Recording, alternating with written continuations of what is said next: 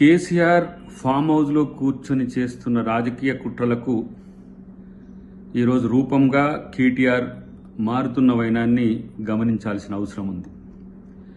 పూర్తి చంద్రముఖిగా మారిన చంద్రశేఖరరావు తన కొడుకును అస్త్రంగా ఈరోజు తెర మీదికి తీసుకొచ్చి రెండు టాస్క్లు, ఒకటి పొలిటికల్గా ప్రభుత్వాన్ని ఏ విధంగా బదనాం చేయాలి, రెండవది తన కొడుకుని ఎట్లా ఛాంపియన్గా తయారు చేసుకోవాలి.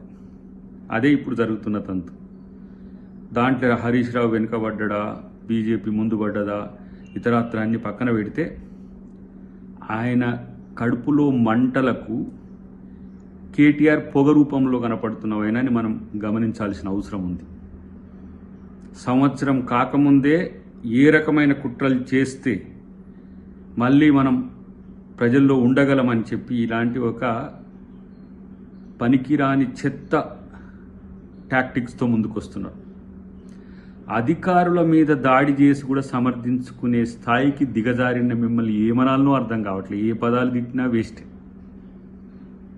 ఎవడైనా ప్రభుత్వంలో ఉన్నోడు రాజ్యాంగబద్ధంగా ఈరోజు వచ్చిన ఆఫీసర్ మీద దాడి జరిగి దాన్ని ముందు ఖండించాలి. ఖండించకుండా ఎస్ మేమే చేయించడం అన్న వాళ్ళను మిమ్మల్ని ఏం